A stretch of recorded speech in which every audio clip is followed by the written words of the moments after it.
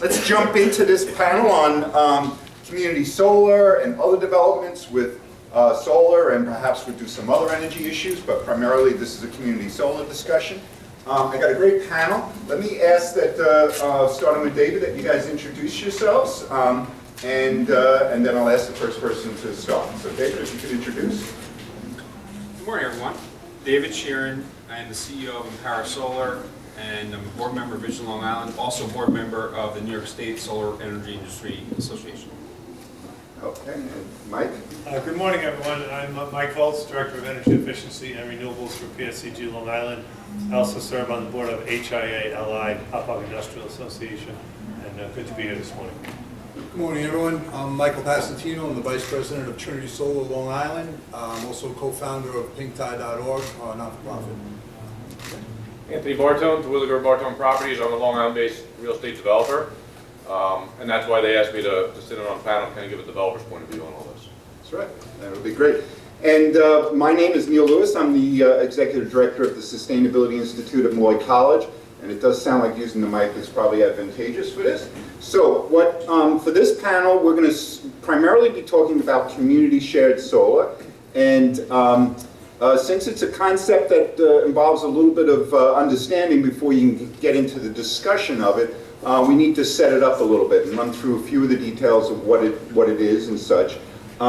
So of the two solar guys on the panel, I spoke with David yesterday, and David more or less volunteered to kick us off with that overview of what community shared solar is. So David, I know you got a PowerPoint loaded up. Maybe you can start us, and I'm going to ask you to use the mic so everybody. Okay.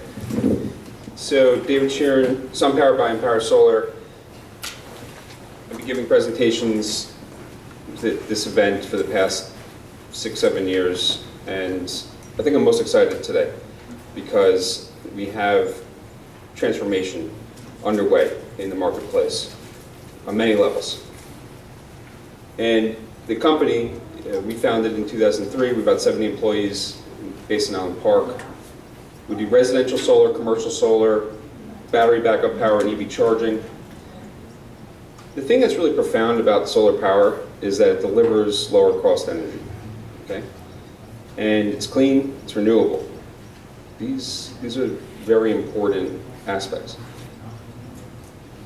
Trying to communicate the benefits of clean energy, I think no one does it better than Mike Bloomberg. I think recently wrote a new book with Carl Pope, The Climate of Hope, and he says it in very plain terms. Clean energy growth leads to clean air, clean water, and economic growth. And he sees it so clearly. And I just love having him, excuse me, as our champion, because he's a smart guy. And the potential is vast. If you really think about where we're heading with this, those of us in the industry, I think more than ever before, feel confident that we're going to get to the majority of our energy coming from solar and wind and batteries, and then using that to power electric vehicles. And then we have economic, environmental transformation. But historically, we have been working with homes, which is fantastic, and we still do it. It's a booming business on Long Island and New York State. We reduce people's bills. Now we're reducing their bills and covering their transportation costs by powering their electric vehicles. We also deliver solar to commercial customers and we reduce their bills. But historically, it's been limited to behind the meter, meaning reducing a customer's bill. What we have today is a new law at the state level that is only now really being felt on Long Island, which permits community distributed generation. That's officially what it's known in the tariff, CDG. And this is a very simple illustration. I'll try to keep my remarks now concise and then address questions as we go on. Think of it this way. We put a solar on a building, say this building, we can carve up that solar and allocate it to people off-site. Homeowners, businesses, nonprofits, as long as you're within the utility territory. And this notion of community is sometimes referred to as disaggregation, what we're doing is we're kind of bypassing the utility. Of course, we need the utility to transmit and distribute. Still need them for T&D and billing today. That might evolve over time, but today you still need that. In fact, there are many businesses out the rest of the country in California that are contracting directly with solar companies and not even paying utility bills anymore. That raises a host of societal issues. I want to stay focused today on what's available and what's meaningful today, which is we build a solar array, we can carve it up and allocate to subscribers. Now, this is unlocking a lot of potential, especially on Long Island, because why? Because building owners, who are the building owners in our region? They're not always occupying and operating the facility. Sometimes there are tenants. So we have a lot of real estate owners. We have one on our panel today, right? So sometimes you have residential tenants, there are renters, owners. Sometimes you have commercial tenants that are lessors. So what we can do now with that roof is we enable them to monetize the roof. We can pay you to host a solar array. You can also participate and own a portion or all of that solar array, and we can sell it to subscribers because we're able to sell discounted energy to an apartment owner, to another business that's on-site or off-site. It's a very flexible structure. Now for off-site subscribers or on-site subscribers to the system, you benefit from lower cost energy. You can actually own a portion. You can own 5 panels, 10 panels, 40 from the system. You can also pay as you go. You can pay for discounted energy, which is very similar to other models we have in the marketplace today. PPAs, leases. And the energy can move with you, which is kind of neat, right? If you're a renter and you're going to purchase a new home or you're going to move into a different apartment, you can keep your subscription and it moves with you. This is a system we just recently constructed and about to commission. It's an example, just one example of the many different business models that exist with community solar. It's a 1 megawatt array for the Sisters of St. Joseph in Brentwood. And what we're doing there is we're taking one interconnection on their property. They have a beautiful property. It's magnificent. 200 acres in Brentwood. And they have a whole campus sustainability plan. They have a farm, organic farm. Many of that produce is making its way to our farmers markets. And now they're powered by solar.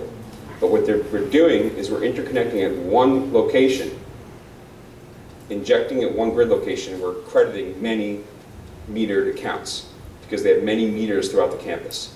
So that's on-site generation, on-site off-taking, on-site subscribers is the proper term. And they're in a unique position because they own the land, they own the array, they own the energy from the array, and they're benefiting the nuns that live there. But it's possible really in any type of building or any type of installation.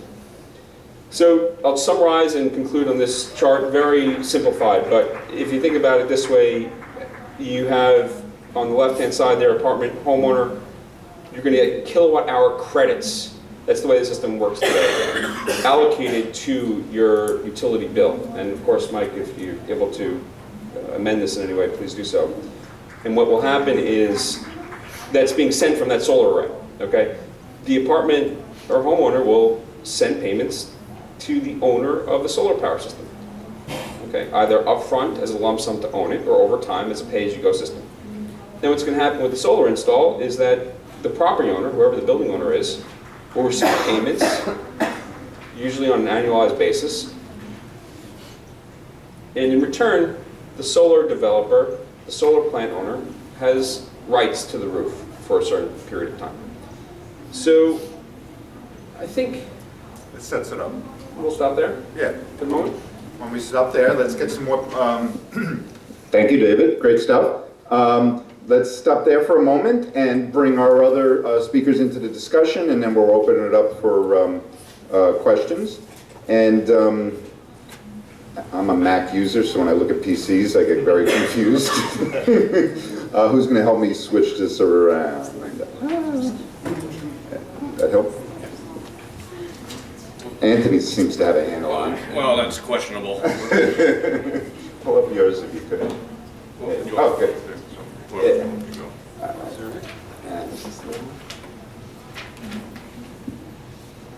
Is this you? That's me, yeah.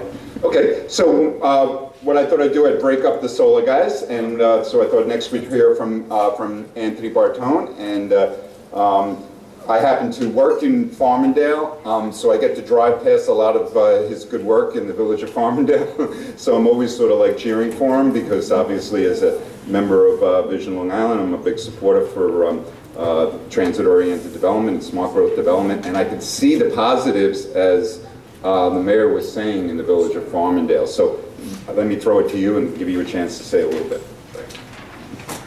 Typically, I'm told I don't need a microphone. Can everybody hear me all right? And I like to move around, and so I might wind up tripping on the cord, and then that'd be really embarrassing. Thank you. So, I'm Anthony Bartone, managing partner at Twilliger and Bartone Properties. We're Long Island-based real estate developers and well, property managers, builders, et cetera, but predominantly developers. So, the Vision guys asked me to kind of give a developer's point of view of this. I don't think we need to sell anybody anymore about the benefits of renewable energy, right? We all get that. And however we could continue to foster that growth, we're going to do that. But now, as a developer, we serve two masters. The first was touched upon very clearly, roof real estate. That's a master that we serve, and it's always prime, and it's always something that, as developers, rightly, we're trying to shoehorn everything we can onto a roof. So we serve that master. And then the second master is economics. There's all kinds of different ways to attack it, but on institutional level, we find that there's challenges that exist. And so I'll talk about that just real quick for a second. So this is the third phase of our transit-oriented development in the village of Farmingdale. Recently opened. The TOD project in Farmingdale as a whole was ultra successful, as the mayor alluded to this morning. This building here, we did employ a solar supplemental solution on it. And well, let me show it to you actually. So this is the roof of the Cornerstone. We did the white roof and other things. Everybody's trying to be as green as possible, reduce carbon footprints, of course. But we actually were able to figure out, because we started from the onset, how we could allocate space for solar and have solar supplemental power. So we were able to serve the first master of real estate, roof real estate. How do we get the panels up there? So we checked that box. Then the second box was, how do you satisfy the economics on an institutional level? If it's somebody's home and the solar guys come in and they say, all right, look, in 5 years you'll pay off this investment, and 10, that's great, and that works. It doesn't work well on an institutional scale. So what we had to do to sell it up the ladder to investors, capital partners, et cetera, was to look at it and say, all right, how do we make this work today? So when we analyzed what our savings would be, and what we did here is there's 42 units, and each unit is sub-metered, so the residents pay their own utilities, but there's a house meter that powers the parking lot, that powers the elevator, powers all those things. So we said, all right, if we take this solar and we use it to supplement the house meter, what does that translate to in savings? And so we were able to take it and actually quantify it. All right, it's going to save us X amount of dollars a year. And then if you look at what does that translate to in building value, because the more money we can take off our operating expenses, the more valuable the building is. So just real simple math, what we did is we said, all right, in this particular case, when you take the rebates, there's a whole slew of different things going on. We had to come out of pocket with that amount of money. So all right, how do we get our capital partner to say, okay, let's spend that money to do this solar? Everybody loves it, it's great, but how do we get there? So what we did is when we analyzed it, we said, all right, our annual savings is going to be that much money, $5,300 a year. In my world, in the institutional world here on Long Island, you find that our assets are usually valued at a 5% capitalization rate. This is not economics here 101. I'm not trying to bore everybody with that, but there was a way we could actually quantify that annual savings and assign a value to it. So ultimately, we were able to sell it up the chain where we said, all right, look, we're investing this. It's almost a double on our investment when you look at the value we create in the building. The building becomes this much more valuable. And that's how we were able to do it as a developer. So again, there was two boxes we had to check in the institutional development world. Box number one was the roof real estate. And if you start early enough in your planning, you could typically overcome that. And then box number two is how to sell it to the capital partners. Because we were unsuccessful in just selling, all right, look, it's great, it's green, everybody likes that, everybody gets it. We were unsuccessful in selling it until we were able to quantify it and give it something that they could touch, taste, and feel, and show this, where you could show this to my second grader and they'll go, oh, okay, that makes sense. You know, and that's sometimes what you have to do with bankers, you have to break it down to elementary school level. If there's any bankers in here, well, no, I want to insult the bankers so far, and so that's what we had to do, and we were successful in doing it. And so this was just, again, a quick illustration. It wasn't meant to touch on the community, because I'm by no means an expert in solar, but just giving a perspective, an outside perspective from somebody who's not in the solar world of how we can do this on a go-forward basis with new buildings. Could I ask, is the solar on that particular roof primarily going to the things that you have in that building that are not the tenants, like the shared areas, the lobby areas and things like that? Is that what- Yeah, so the solar supplements the house meter, but what's interesting is that our new residents, and these trans-oriented developments you hear over and over again, tend to attract our next generation of homeowner, our millennials, and they've all been brought up understanding the value of renewable energy. So even though they don't directly benefit in their pocket, they appreciate the fact that the building is doing what it can to foster more green energy solutions. Neil, can I just point. add something? Yeah, absolutely. So I just want to say, this is a magnificent project, and I think it's added so much to Farmingdale, and it's a great lesson to learn from Long Island. But from a solar standpoint, you illustrate the point perfectly, which is that you did it for bill reduction, and you sold it to your investors, right? That's for the common area charge. How many people live at this facility? Well, there's 42 units, so. 42 units. So what we could do is, you have a beautiful parking lot there. Well, you have a garage underneath, right? This phase does not, this is surface parking. Surface parking, okay. So we could now, you don't even need to spend capital. You could offer your parking lot as a host for a carport. We could fully fund that carport and sell it to the 42 or 44 tenants that you have there. And you don't even have to participate financially. You could, you don't even have to, but you could enable the tenants to participate in lower cost energy. Just as an example on how to add to the system. And your point is, relating to the subject of our discussion here, is this new model, this new opportunity under community shared solar, which wasn't really fully available at the time that you were Correct. building. But that's what we want to educate everybody about now, is that there is this new option. I don't think we got the first project yet on Long Island, did we? There's none that are interconnected yet. But No. we're about to connect ours. Yes, But very that's- soon, right? So this is, this is cutting edge, breaking news kind of thing. I know it was approved a while ago, but they haven't done the first project yet. So we wanted to put that out there, but it is awesome to see that you've already gone as far as you went in terms, and I think your last point is a really relevant one. I could see people who are tenants in the building, they will feel a sense of pride that the fact that the building is doing its part, and I think that's awesome. So, did you want to add anything else to it? No? All right. So Thank you. let's, Thank you. let's, Peter, you wanted to jump in with a question, Quick or? question, did you have to strengthen the roof at all to support the solar panels? No, and we did, I'll pat myself on the back. We have our own systems on how we do mechanicals to minimize roof penetrations. I hate flat roofs, everybody does. And I lose sleep at night thinking about when we have to penetrate for mechanicals, this and that. So we were ultra hypersensitive to penetration. So this particular system, there was no penetrations, it all went on ballasts. And we came up with the feeds through the wall. So the short answer to that is no. And the reason why it's a no in this particular case, and I can't speak on every building in the world, is that we had to reinforce the roof with the mechanical equipment anyway, the HVAC stuff and all that. So it really was a non-event structurally for us. And I think just another point on that, I think, Anthony, you built your building essentially solar ready. So you had Yes. solar in mind when you Yeah. were building it, Right. so they constructed it and they ran the conduit and everything Yep. was done beforehand. So Yep. it's a great thing to do. Yep.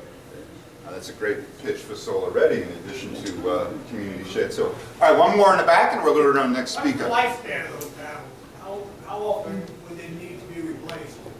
Well, the way I was told, and these guys are the experts, I was told a 30-year life, right? It was Usually it's a 25-year output warranty and an expected life over 30 years. So with that said, let's bring up our other solar person, or if you want to do it from where you are, your choice. Do you have a PowerPoint? Nope, you're good, okay. Yeah. So, And your choice on the mic also? Much Okay. like A lot of you Anthony, guys don't like the a mic. little bit of a big personality. So good morning, everybody. Mike Passantino, I'm the Vice President of Trinity Solar Long Island. I'll speak to you a little bit about the community solar as well as, for me, for Trinity here on Long Island, we're a national organization, but we're only on the Northeast. And so we are the largest solar provider in the Northeast. We're in 7 states. I was blessed in 2009. I met the 2 owners, Tommy and Billy Pollock of Trinity, and asked me they wanted to come into the New York market. And the only way I said I would do that is if, we hired local Long Islanders to build this market out. They've done a really good job and have been really successful in New Jersey and other states in building Long Island here. So some of the things that we focus on is more or less how we do business as opposed to the business that we're doing. We're real good at putting solar up on roofs and moving the process through. But over the years, I'm also an entrepreneur, so I have a couple other businesses. And MDP Energy, I'm in the cogeneration business. And in 2009, we were brought in by South Country School District to do solar on their roofs with Wiederson Associates. And at that time, we put up an 800 kW system on 6 schools within the district. And I see Walter Hofer in the back, and I know he gave me the phone calls. We hit LIPA. Back then, solar was just getting started on Long Island, and they never expected anybody to come in with a project of 800 kW. And so we hit PSE or LIPA at the time for like 1.9 million and wiped out their tranche. And Walter called me and said, "What are you doing?" I said, "Well, following the rules." But at that time, LIPA was very generous with it, and so that was the premise of where I wanted to go with solar. Was always, to help benefit, the local residents through through tax savings of getting it up on the schools in large-scale solar. Where we've taken it to now in doing community solar was just an evolution of that. So to me, it was really smart. I know back when solar was really getting rolling and we had some of the bigger national players here on Long Island, and I speak to you more about how we do business on Long Island, being a local Long Islander. We see a lot of these PPAs that were going around, and I'm more concerned. I think community solar gives local Long Islanders that don't qualify for solar or their roofs are facing north more of an opportunity to, hey, we want to do good things on Long Island. We want to be part of this green community, but my house just doesn't qualify. What we were seeing over the past couple of years was companies putting solar on houses where people really didn't qualify for it, and they're stuck into these systems for the next 20 years that they really shouldn't have had. And I think community solar is going to open up a way for that. As a matter of fact, I know community solar is going to open up a way for people who really care about the community and the environment and doing well, but they don't have a qualified residence.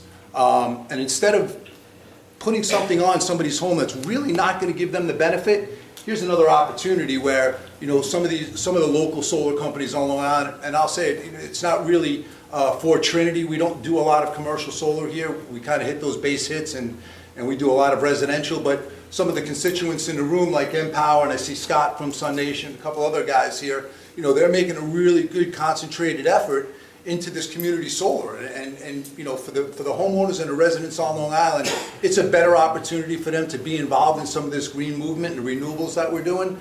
So we look at it, Trinity, on the way of giving solar a good name here on Long Island. I'm sure some of you guys have seen in the paper, and that it's getting a little bit of a tarnished name, and it's unfortunate that some companies aren't doing the right thing in the way that they're running their companies. However, we're here to say that solar is big on Long Island. It's a huge market.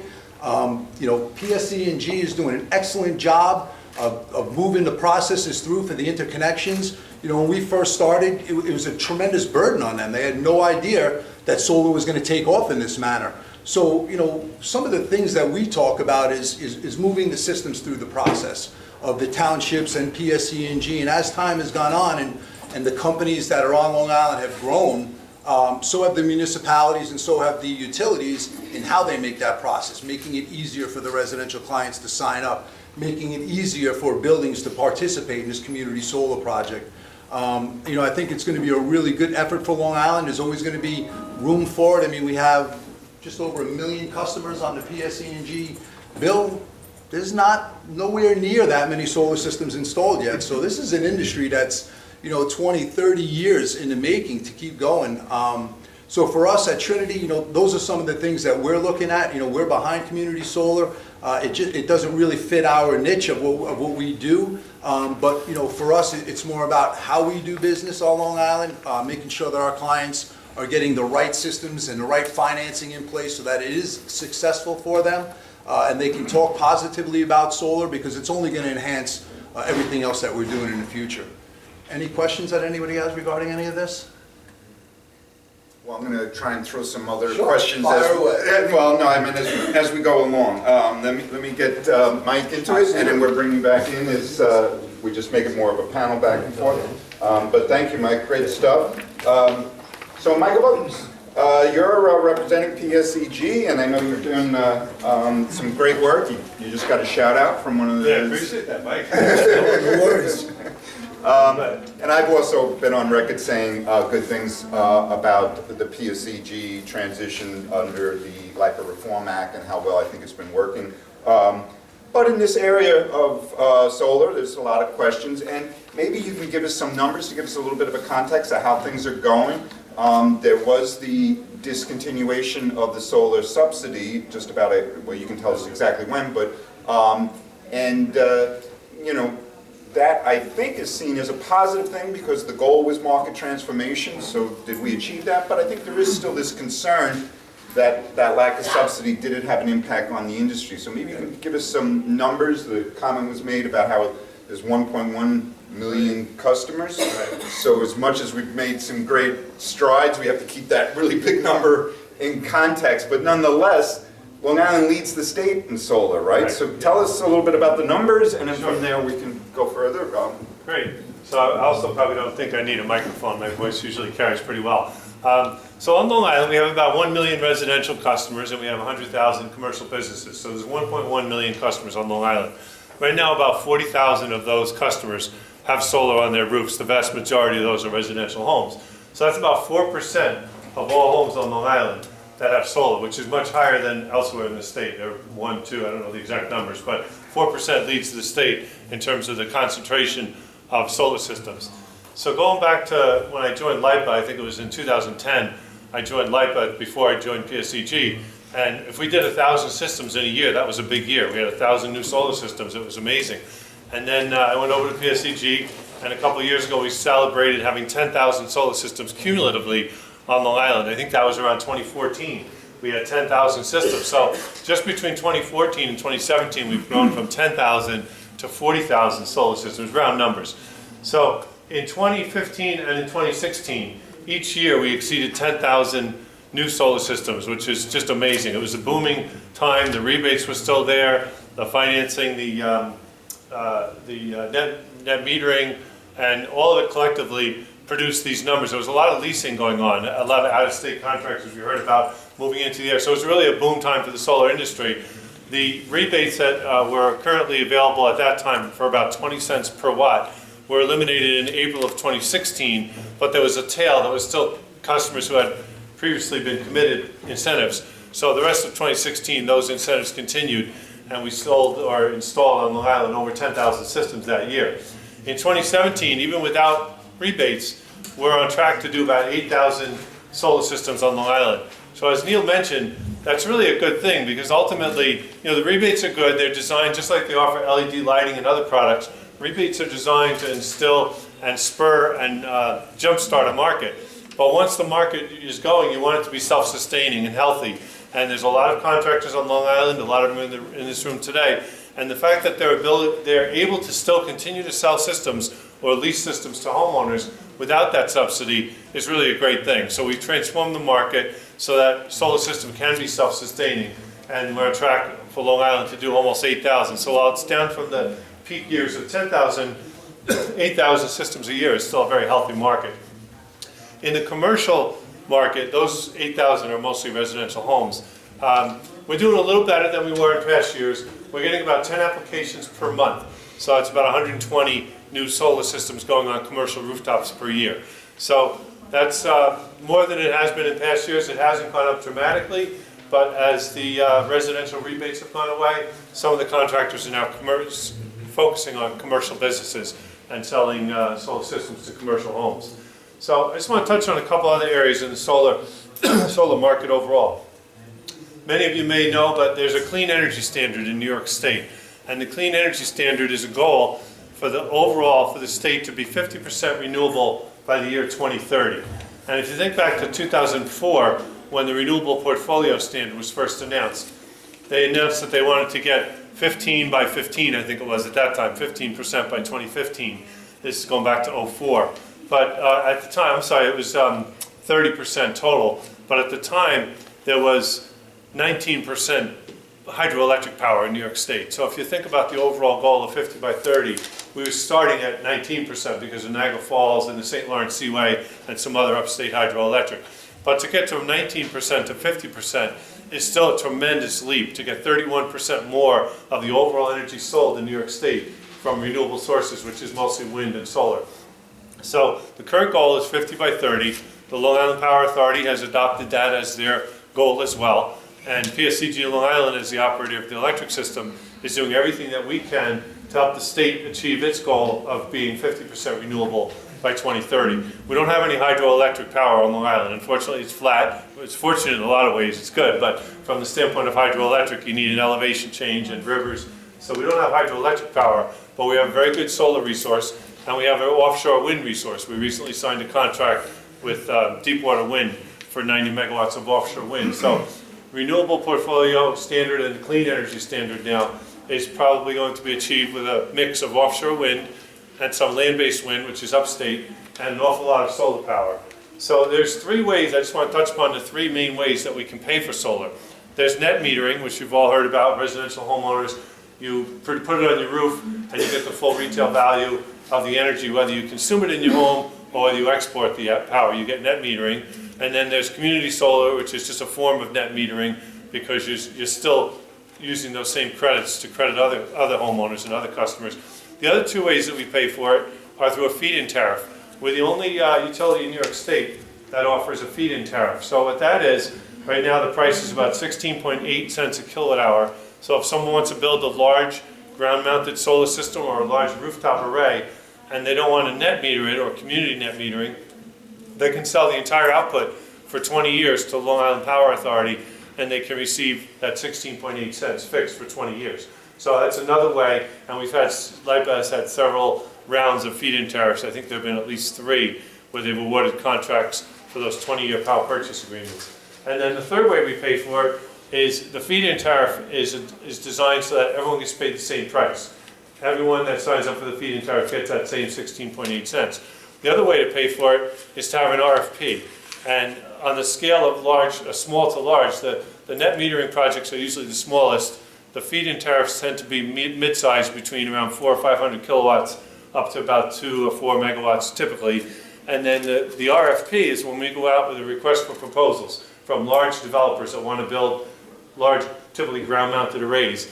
And they tend to be the largest systems, 10 megawatts, 15, 20 megawatts of solar all in one large area. And in that case, they bid a price, and PSCG of Long Island reviews the price along with the environmental considerations and the spacing and whether or not they get the permits from the local towns.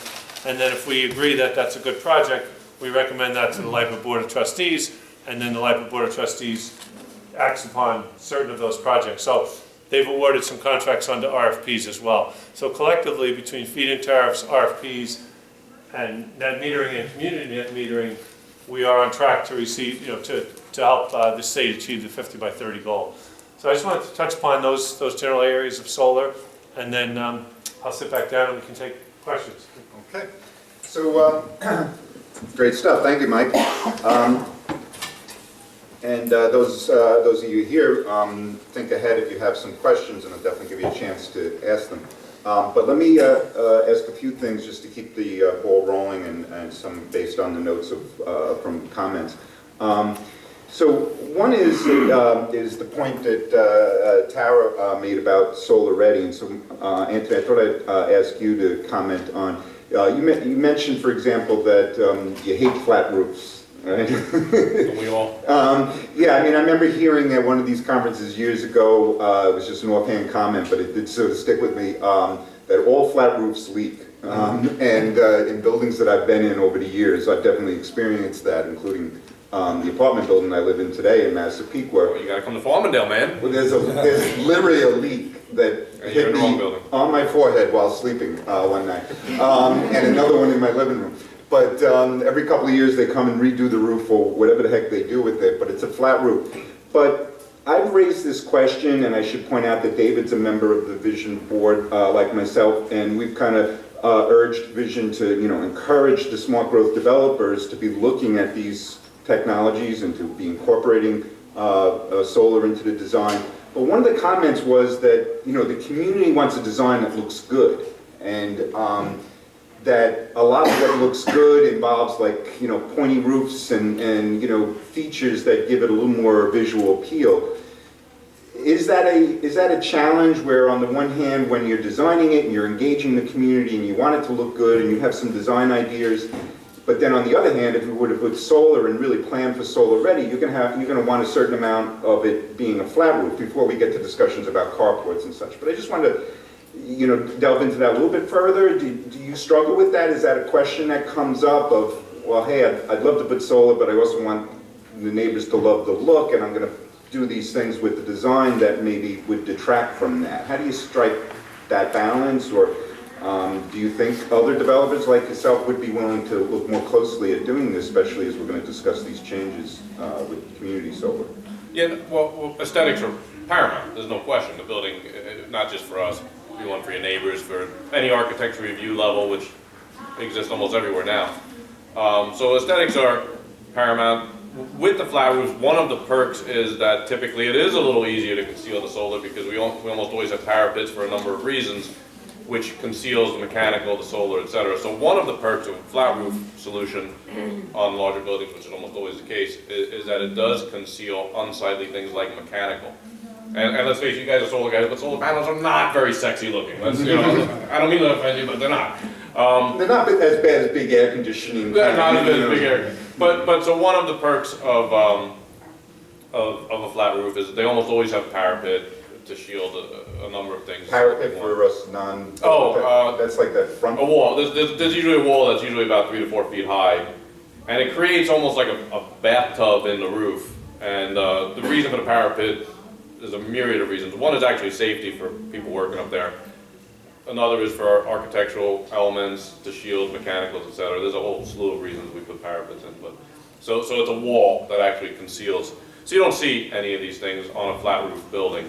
But then there's other considerations. Again, not a solar expert, but you have to orient these panels so they face south, right, to optimize the benefit of it. So there's that consideration too. Where's the building oriented? Where's the face on? And so there's a number of things that come into it.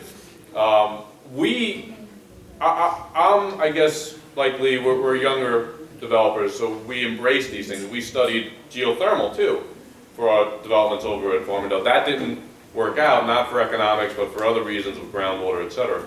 But we're very sensitive to trying to find renewable solutions, and I think that comes with being a next generation developer. You could have some of the older developers who've built 100 buildings and built them all the same, and they're not going to depart from that. Well, that's fine. We're always looking for new and innovative ways to attack things. Right, Lee? So David, what are your thoughts on this question of whether the developers, many of whom are here today and many of whom will be able to see this video and are here at this workshop, are they getting the message? I know you and Tarabano asked a question about Solar Ready. I know you've done a couple of workshops on the whole notion of Solar Ready and encouraging developers to think about solar at the earliest stages of development. But is that message getting out there? Or, I mean, certainly I think it's fair to be a little critical that most of the smart growth development doesn't have any solar on it. Perhaps I could ask Tara to comment. Tara, you want to dive in? Yeah, I mean, I'm sure, Anthony thought about it right away, but most, like you said, the ones that have been doing it for a long time hadn't thought about it. Fortunately, there are new laws on the books. Brookhaven had a solar-ready legislation in Southampton. You can't really get away with building new construction unless it has solar on it. So because that kind of helped out, now a lot of architects are coming to us and asking, okay, well, how do we do this? What's the best way to do it? And we put a guidebook together, just a basic checklist on what to do to build solar ready. Basic tips like putting the vents to the north part of the roof or little things just to make it easier. So we're seeing a pretty big interest level on this. developments right now. So hopefully that translates to future developments. The only thing I add, I think we're falling short, absolutely, compared to our potential. The only thing I'll add is that with a little bit of planning, you can dramatically increase your solar harvest. And so I think it's critical we're involved with the design development. And probably save some money in the process too, that Anthony was mentioning how the wires. More that they get- cost-effective installation, much greater production. That's the bottom line. That's the bottom line. Okay, so there's a lot of concern we haven't addressed so far, this change in how solar is paid for. So we've been talking about solar behind the meter, and now we're talking about solar community shared. But now there's also this question of switching the net metering to this new meter system. And David, I know you're active, you mentioned in your introduction with the Solar Association, and the Solar Association has written a letter, and I know that Mike Vokes has explained this at various meetings, but Mike, you want to say just a word or two about what the goals are with VEDR, and then we can get some feedback and a little bit of a discussion. I think the industry, to be fair, is not saying you should never do this. I think their concerns are about whether or not you're ready and whether or not the details on how you're doing it is exactly right. But nonetheless, could you maybe set it up a little bit? Yeah, so for those that don't know what VDER stands for, it's the value of distributed energy resources. And the idea is net metering, as I said earlier, is if you have a house that uses 10,000 kilowatt hours a year and you put a solar on the roof that produces 10,000 and you consume 10,000, you essentially get a zero electric bill with the exception of paying the monthly charge for having a meter on the house. And other homeowners who can't put solar on the roof, other than the community situation, but other homeowners may feel like, why am I subsidizing my neighbor because they're consuming energy every night because the sun's not shining, so they're using our wires, they're using our transformers, they're using our system at nighttime or when it's cloudy, and they're not paying their share of the distribution of the fixed costs. As a utility company, the vast majority of our costs are fixed costs. We have investments in wires and poles and transformers and substations, and those costs are fixed. And all of our customers have to pay some portion, that anyone who's connected to the grid and consuming energy or producing energy pays for the use of the grid. So the theory, and this wasn't Long Island Power Authority or PSCG, it's an Albany Public Service Commission directive, but the theory is that net metering, while it was a great way to jumpstart the solar business, and we all support solar, it's an easy way for homeowners and businesses to just say, okay, it's full retail value, so I'll do it. But the concern is that it's not necessarily valuing the solar at what it's worth to the utility and to the other customers, because the grid, somebody has to pay for the wires. If you take it to an extreme and 99% or 100% of all customers had solar, who would be left to pay for the grid? If you still need it every night to consume energy and every time the clouds come by. So that's the theory. And VDER says, okay, let's pay for the value of distributed energy resources. And there's 4 components to the value of DER. There's the energy value, which is basically what does it cost to produce energy, typically using natural gas in a power plant to produce the energy. So there's a fuel cost and there's a maintenance cost. And then that's the energy component. There's a capacity component which says, well, what is the value of having the maximum on the hottest summer day? How do we produce 5,000 megawatts on Long Island, which is the peak? And the way you produce 5,000 megawatts is somebody has to own and operate at least 5,000 megawatts that are capable of producing on a hot summer afternoon. And those are made up of solar and wind and also a lot of natural gas-fired power plants. So the value of capacity is also in there. And then the third component is the environmental greenness of the energy. We all recognize that clean energy, which doesn't emit any carbon or any other pollutions, is valuable. So there's a value of carbon, which right now the state pegs at about 2 cents a kilowatt hour, somewhere around 2 cents a kilowatt hour. And then the fourth component is, I mentioned all the wires and poles that we own. If you put solar in the right location on the grid, where we need it, and it reduces that peak demand on a hot summer afternoon when the sun is shining, your solar system is producing, that has a value to us as a utility. So the fourth component is the local distributional value. And the idea of VDER, and it's not an easy thing because every hour of the day, the value of that energy and capacity changes. The environmental is fixed, but the value of energy changes every hour. And the value of the local distribution effect that I mentioned earlier it changes based upon whether you're in East Hampton or whether you're in Farmingdale or whether you're in Massapequa. So we're attempting. It's a lot of variables. Yeah, so it's a lot of variables. So that's the theory of it, and I'll stop there. It's, Yeah. the LIPA Board of Trustees has not yet acted on it, so we don't know, for Long Island, what the rules are gonna be. But upstate New York, I believe it's already in place. Okay, and let me just have David speak on that, and then I'll go to your question. So David, what do you think about all that? Ditto. Scott, what do you think about that? So I think that we all agree that there probably has to be a change in the way the system is done. I have a little different view on the value of that electricity at the home that is taking power off the grid at night and on cloudy days, because that same home is feeding into the grid when you guys need it the most, not building power plants. Okay, so there's an economic benefit also, not PSE&G, okay, because I know you guys maintain the grid. But VEDR in its form that has been rolled out and sort of jammed down our throats on Long Island, it's not ready, and it will, ultimately, it's gonna cost a lot of jobs in the short term, because it's just not ready to roll out yet. We don't have the tools. It's a very complicated. Yeah, so I don't want to go too much further, but I did want to make sure this is very important. There is a letter in the packets for everybody here, so I want to address your attention to that. So I think, just to put a coda to that, we are vehemently opposed to VEDR as an industry, and also many organizations, almost all the nonprofit organizations that are involved with the environment, and also business organizations, the Long Island LIA, so Long Island Industry Association, is behind us. Because, yes, of course, we need to move off of net metering to a much more dynamic pricing mechanism. But LIPA, and this is very telling, LIPA has a plan to roll out more dynamic pricing on the consumption side. Not yet. Why? Because it's complicated. You also need smart meters. You need dynamic reporting to consumers. That is all missing from VEDR. It was a hastily arranged plan, hastily promulgated plan, put in place at the state level. It's receiving enormous backlash upstate. It is a terrible time to roll it out. We are ready as an industry and partners to work with LIPA to properly design it for both generators and consumers, but we're not ready yet.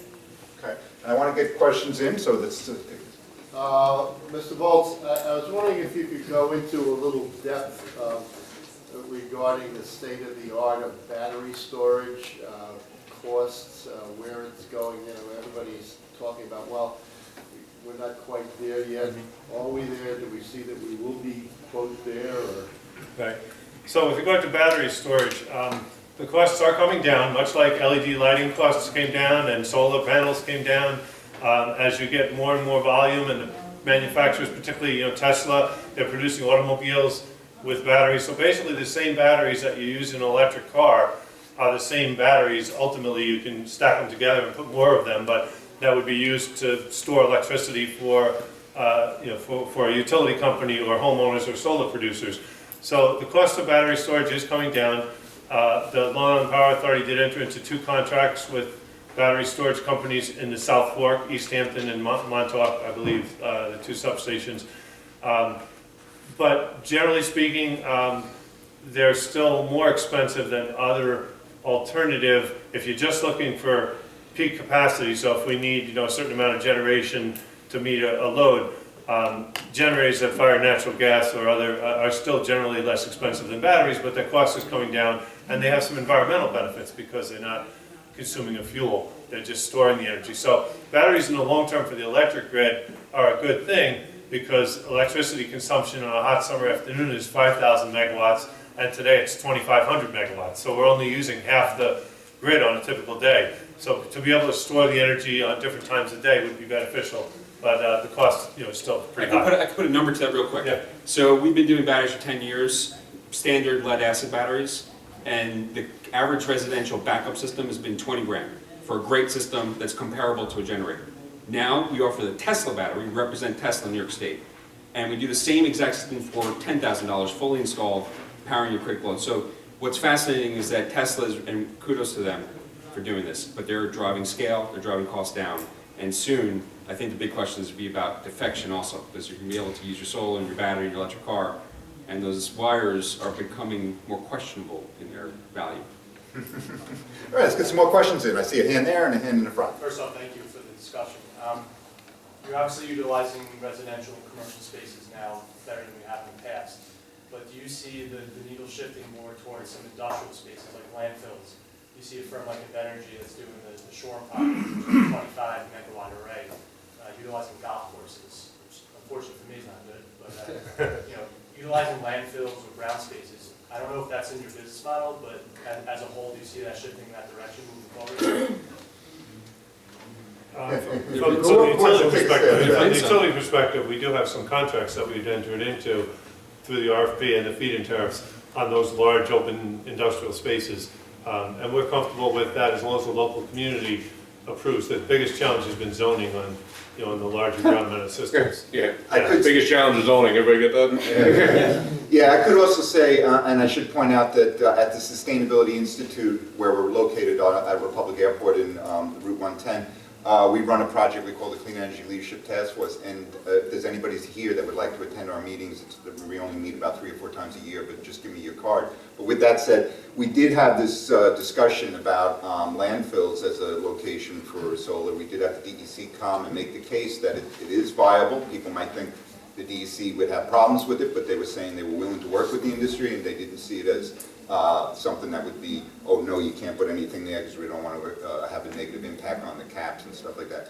But after that meeting and whatnot, it didn't seem to really, take off. I know Town in North Hempstead had some meetings on this, and a couple of places looked at it.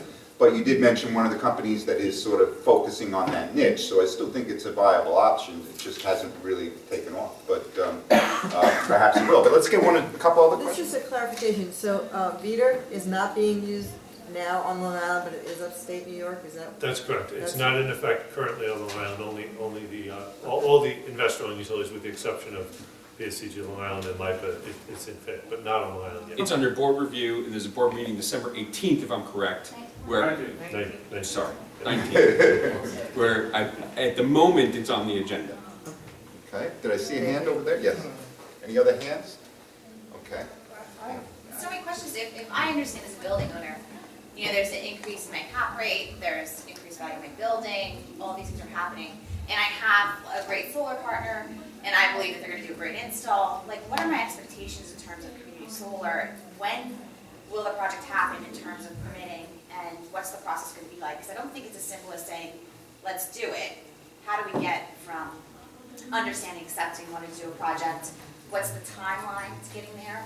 And if I don't want to manage a subscription service, who does that? So sort of what's in between a great project? So I guess I'll address quickly and Yeah. try to.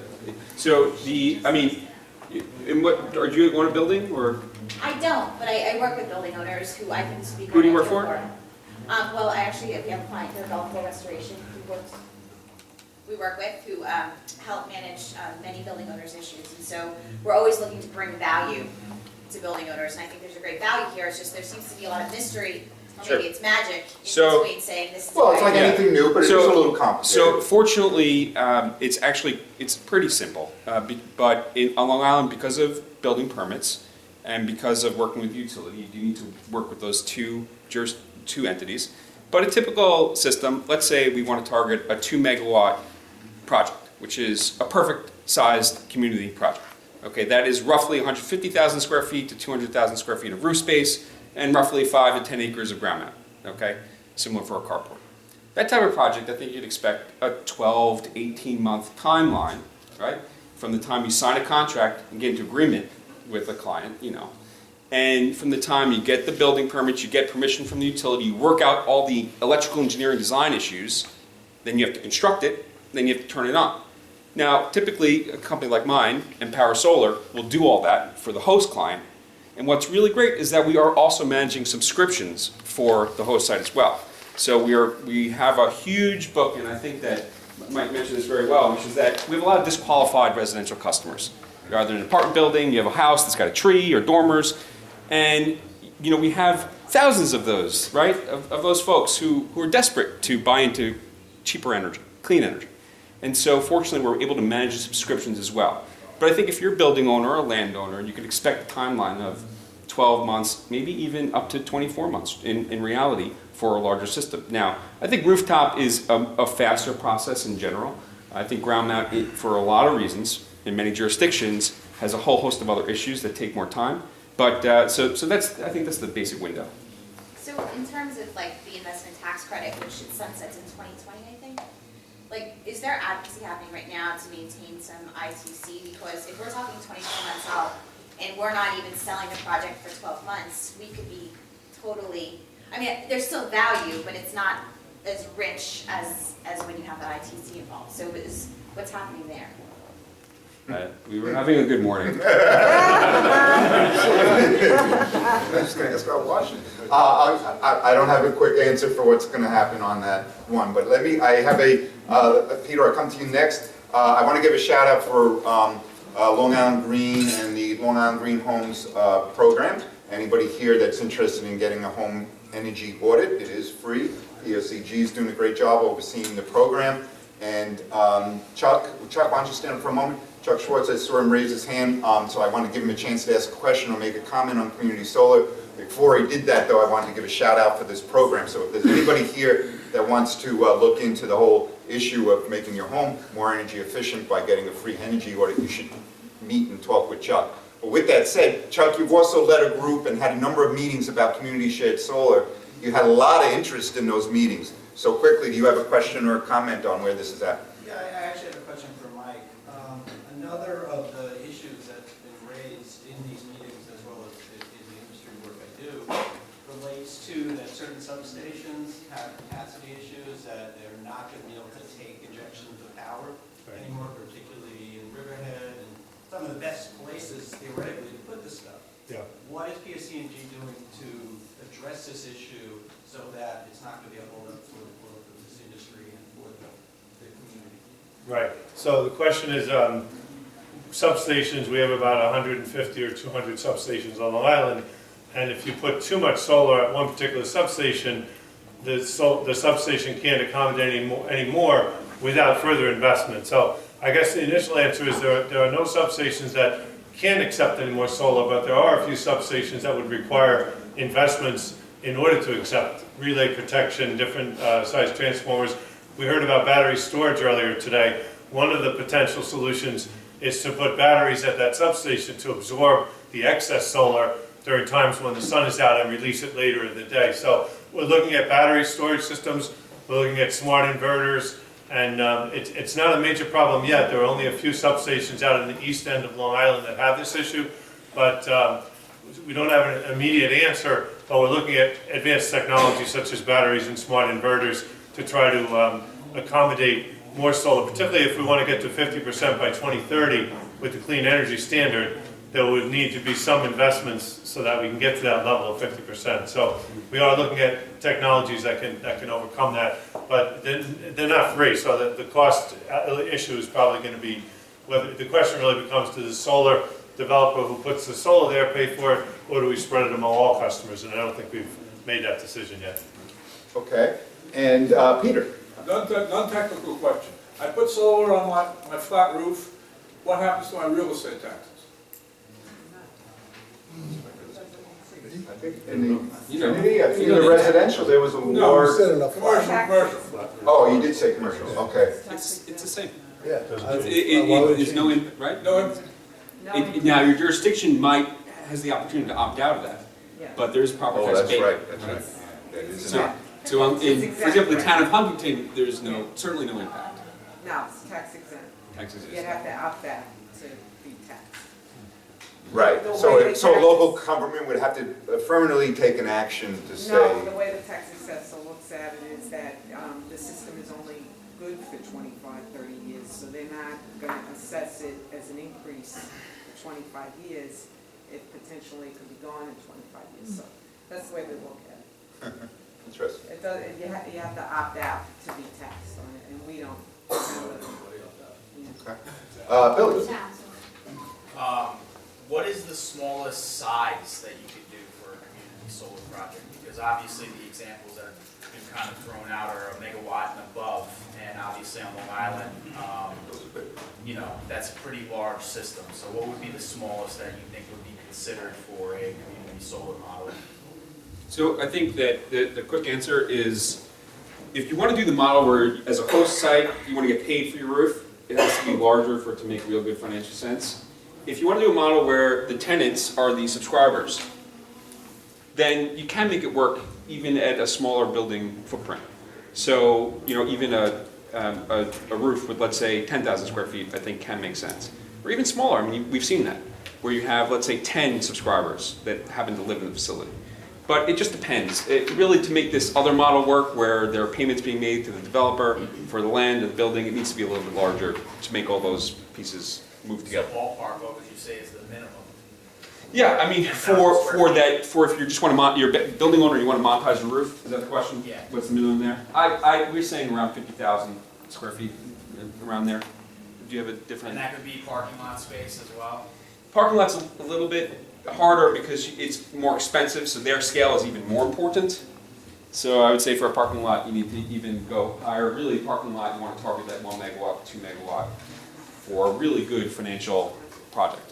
Because the cost of the structure that you have to build. But the carports are really making a lot more sense for community, though. That's an important point. And so let's just bring this back to the community shared question.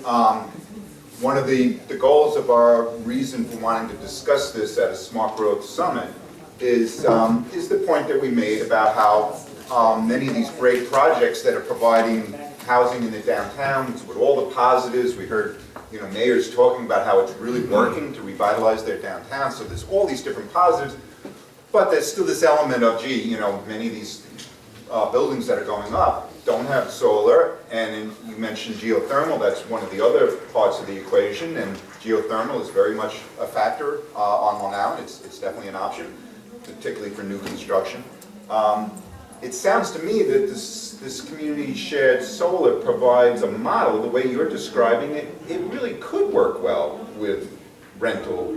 Because normally you have that issue of one entity is buying and building and paying for the infrastructure of the house, and the other entity, namely the tenant, has their own meter.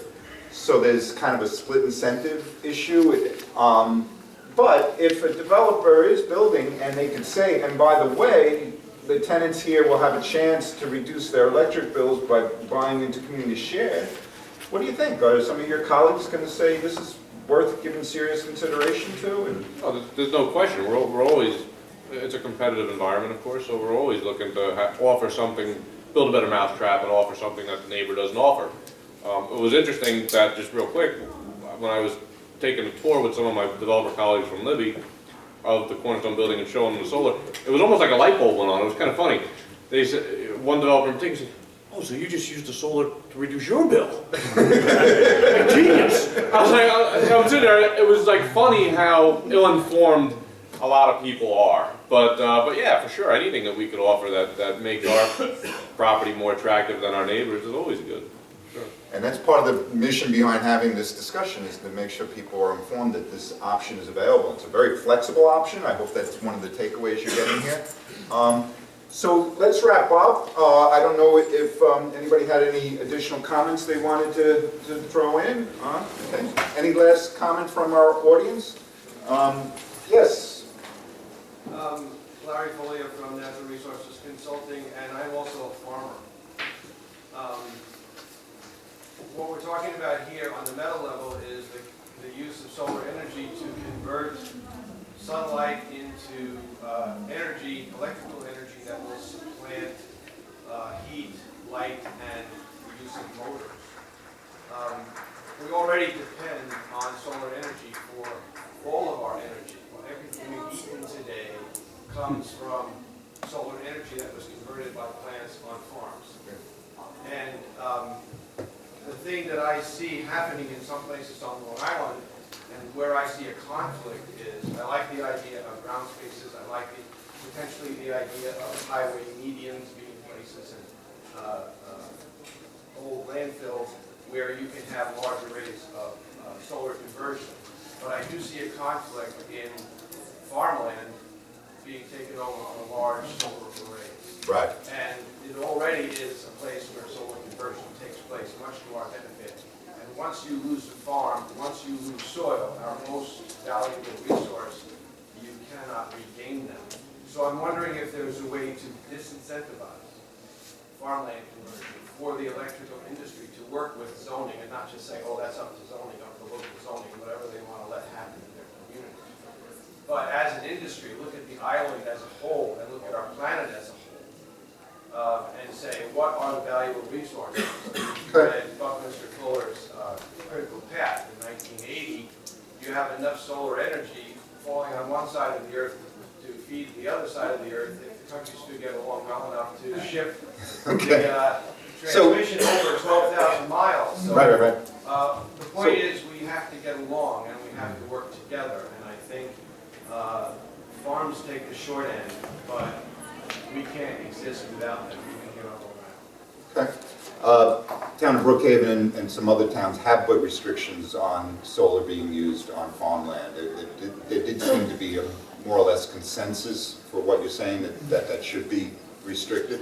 But our goal here today is in part driven by that. So in smart growth, part of what we say is we do want to keep open space open. We do want to keep farmland as farmland. But the way to do that is to encourage the development to be in the places where it makes the most sense. And so that's why we want to get development into the downtowns. And part of our message today is let's look at the built environment of our downtowns as our places for solar development. And with that, we'll end the workshop. Thank you all.